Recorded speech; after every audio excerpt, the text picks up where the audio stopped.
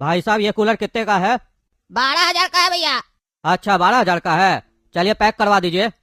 चलिए सर बताइए पेमेंट कैसे कीजिएगा, ऑनलाइन कीजिएगा या कैश कीजिएगा? अरे भैया ऑनलाइन करेंगे, आज के टाइम में इतना कैश रखता कौन है। ठीक है सर, QR कोड दे रहे हैं, कर दीजिए। अरे भैया हम नहीं करेंगे ना, क्योंकि मेरे पास स्मार्टफोन नहीं है, वो बटन वाला फोन है और उससे हम ऑनलाइन पेमेंट नहीं कर सकते हैं। एक काम कीजिए ना, कूलर लेकर चलिए मेरा घर, मेरा बच्चा पेमेंट कर देगा। चलिए ठीक है भैया, कोई बात नहीं। टेल्स वो एड्रेस समझ लिया ना बढ़िया से, और पेमेंट लेकर आना 12,000 रुपया, ठीक है? QR कोड है ना मोबाइल में तुम्हारे पास सेव? अरे हाँ हाँ भैया है, इसी कटरा में भैया आपका घर है। अरे हाँ हाँ अंदर ही है, चलो ना पहले दिखा देते हैं, उसके बाद लेकर आ जाना ऊपर। ये वाला सीढ़ी देख रहे हो ना, इसी से ऊपर आना है, ठीक है? लेकर आओ, हम ऊपर ही खड़े हैं, ठीक है?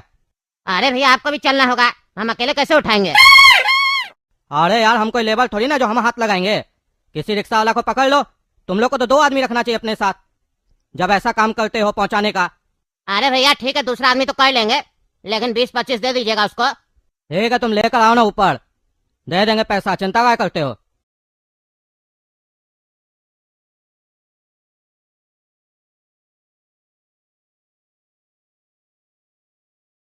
अरे कूलर कहाँ गया, कहाँ गया कूलर? क्या चल रहा है यहाँ? कूलर चोरी कर लिया इतना जल्दी? अभी जाके उसको बोलते हम, आपके चक्कर में कूलर चोरी हो गया मेरा। कौन है रे बाबू तुम, काय दरवाजा पीट रहा है इतना? है अरे भैया को बुलाइए ना, कूलर लेके आए थे दुकान से, बाहर रुकवा दिए, बोले घर देखने चलो, उनके चक्कर में कूलर चोरी हो गया। बुलाइए उनको बाहर, सेठ जी हमको मारेगा।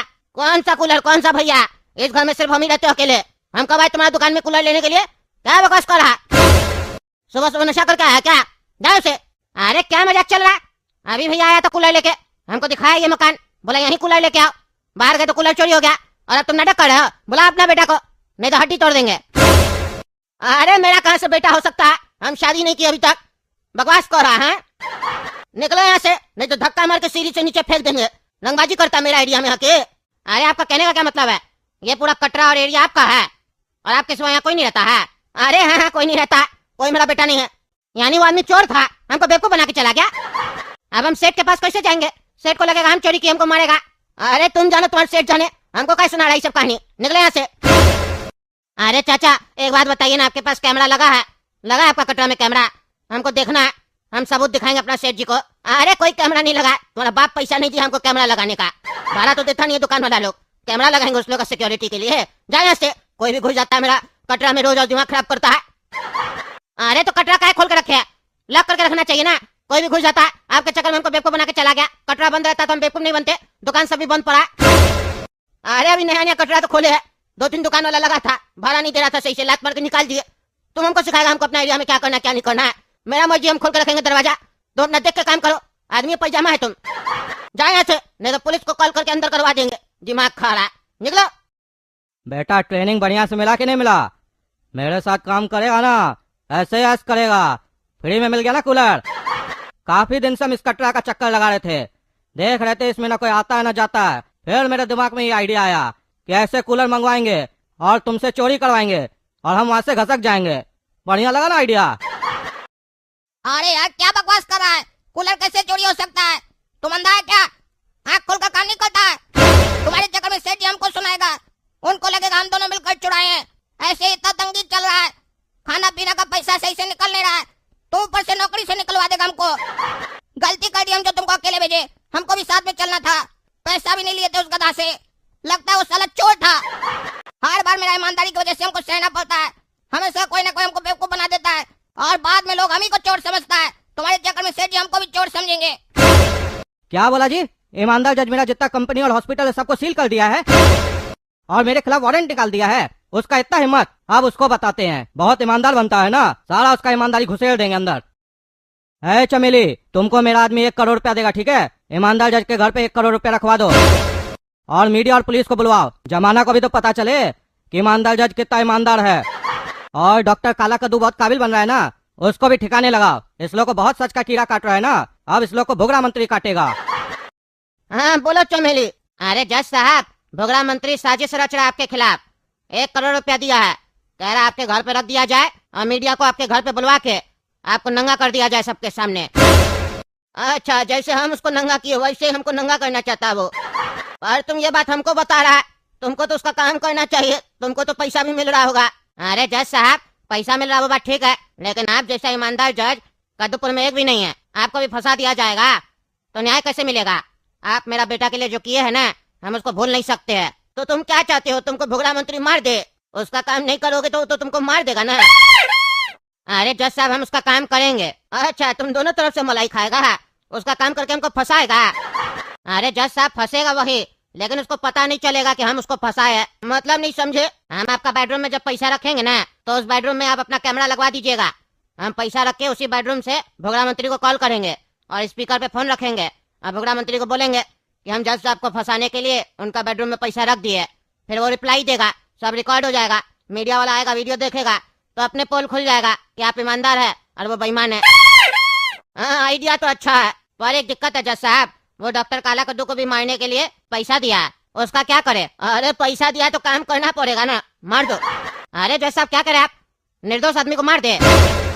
अरे तुम पैसा लिए हो ना, तो सर्विस तो दोगे ना, नहीं तो तुम बेईमान कहलाओगे, और तुमको पता है हम बेईमान लोग को छोड़ते नहीं है। तुम अपना क्लाइंट से धोखा नहीं कर सकते हो, मार दो। अरे जज साहब, अगर हम उसको मार देंगे तो भी तो आप हमको सजा दीजिएगा, तब बोलिएगा तुम मर्डर किया, ये भी क्राइम होता है। हाँ, सजा तो तब भी देंगे हम तुमको। अरे जज साहब, आप हमको राय दीजिए, हम क्या करें? अरे तुमको राय मांगना था तो पहले मांगना था ना, जब तुम उससे पैसा लिया। अब लेके हमसे राय मांग रहा है, अब तो तुमको उसको मारना पड़ेगा, मारो उसको। अरे जज साहब, हम समझे नहीं, आप हमको समझाइए, आखिर आप ऐसा क्यों बोल रहे हैं? अरे जैसा भुगड़ा मंत्री कर रहा है ना, वैसा ही गेम हम लोग को भी करना है, समझे? वो मीडिया का सहारा ले रहा है ना, हम लोग भी मीडिया का सहारा लेंगे। काला कद्दू को मारेंगे नहीं, लेकिन उसको दिखाएंगे टीवी में कि काला कद्दू को तुम मार दियो, समझे? उसको भ्रम में रहने दो। टीवी में ये दिखाएंगे कि जब तुम उसको मारने गया तो काला कद्दू तुमको ही मार दिया और काला कद्दू को हम जेल में डाल दिए, ये टीवी में दिखाया जाएगा, वो भ्रम में जिएगा। अब तुम ये बताओ, स्काईलैंड में तुम्हारा कोई आदमी है? अरे हाँ जज साहब है, आपको क्या काम है? अरे वो जैसे हमको फंसाने के लिए तुमको पैसा दिया है ना, वैसे ही हम उसको मारेंगे और वो मरेगा, लेकिन हम पैसा नहीं देंगे सामने वाला को। अरे जज साहब, आपका काम हो जाएगा, लेकिन एक बात बताइए, आप जज हो के ऐसे किसी को मरवा दीजिएगा? अरे हम तुमको बताए ना, हम कोर्ट में ईमानदार जज है और बाहर गुंडा के लिए उससे बड़ा गुंडा है, समझे? तभी हमको किसी से डर नहीं लगता है। मेरा काम है, जो जैसे बात करेगा उसको वैसा ही जवाब मिलेगा। वो गुंडागर्दी किया, गुंडागर्दी का जवाब गुंडागर्दी से उसको देंगे, क्योंकि उसको जेल में डालेंगे तो वो अपना इधर उधर तरकीब लगा के निकलने का कोशिश करेगा, हम उसका सारा रास्ता ही बंद कर देंगे। तो जाओ और अपना आदमी को बोलो। ठीक है जज साहब। नमस्कार दोस्तों, मैं हूँ पगला और आप देख रहे हैं पगला न्यूज। आज कद्दूपुर के मंत्री भुगड़ा मंत्री जी ने ऐसा क्राइम किया है जिसके बाद उनको फांसी भी दिया जाए तो वो भी सजा कम होगी। ईमानदार जज साहब ने उनकी कंपनी सील की और उनके खिलाफ वारंट निकाला, तो उन्होंने बदला लेने के चक्कर में जज साहब के घर में 1 करोड़ रुपया रखवा दिया ताकि उनके ईमानदारी पे लोग को शक हो।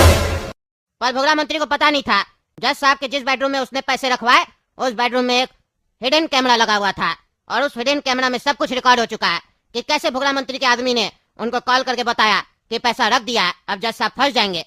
तो भुगड़ा मंत्री जी हंसने लग गए, सब रिकॉर्ड हो चुका है। अरे साला, ये सब काम उल्टा क्यों हो रहा है? हम उसको फंसाने गए थे, उल्टा हम ही फंस गए। अब कद्दूपुर वापस जाएंगे तो सीधा हम अरेस्ट हो जाएंगे। एक काम करते हैं, कुछ दिन यहाँ से जाएंगे ही नहीं, मामला शांत होगा, उसके बाद देखते हैं क्या करना है। नमस्कार दोस्तों, मैं हूँ पगला और आप देख रहे हैं पगला न्यूज।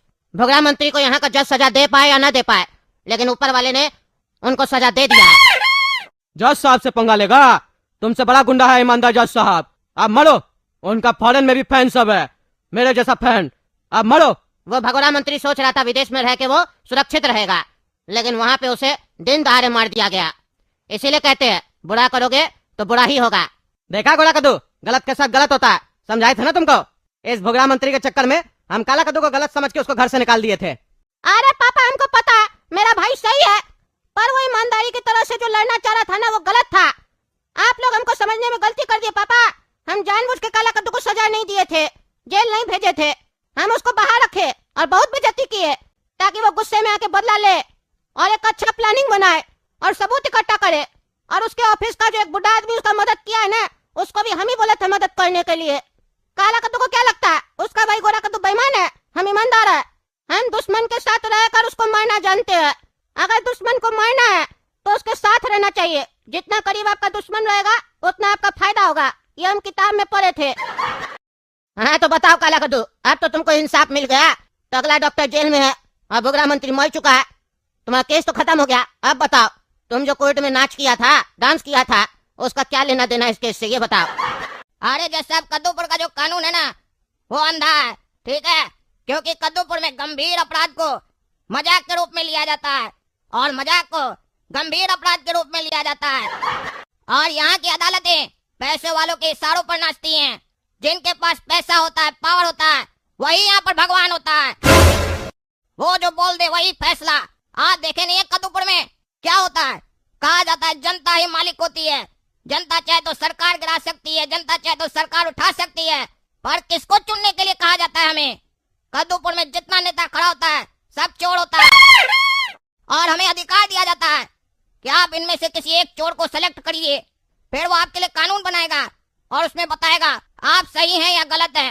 एक चोर बताएगा कि हम सही हैं या गलत है, वो हमारे लिए कानून बनाएगा, पर उस कानून का पालन वो खुद नहीं करेगा, ना ही उसके रिश्तेदार करेंगे। वो जब चाहे कानून का उल्लंघन करेंगे पर उनको कुछ नहीं होगा और अदालतें मुंह देखेंगी।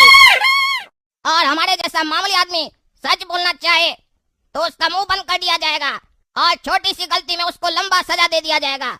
इसीलिए हम बोले जज साहब कि यहाँ मजाक को सीरियस लिया जाता है और जो सीरियस बात होती है उसको मजाक में लिया जाता है।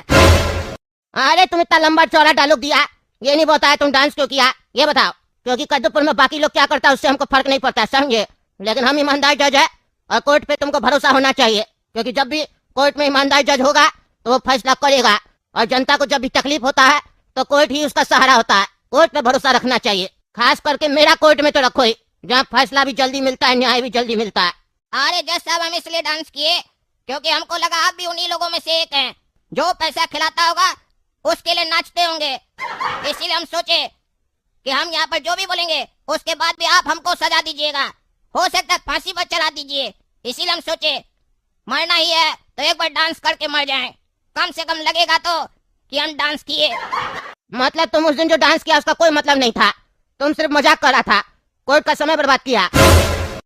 अरे जज साहब, आप लोग एक केस को 50-50 साल तक चलाते हैं, इतना बड़ा मजाक करते हैं, तब आपको मजाक नहीं समझ में आता है। हम थोड़ा सा मजाक क्या कर दिए, आपको वो सीरियस लग गया ना, इसीलिए कहे मजाक को सीरियस लेते हैं आप लोग और जो सीरियस बात है उसको मजाक लेते हैं। और आपको हम धन्यवाद देना चाहते हैं कि आप सच का साथ दिए और हमको न्याय दिए और इस जनता को भी न्याय दिए जिसके लिए हम लड़ रहे थे।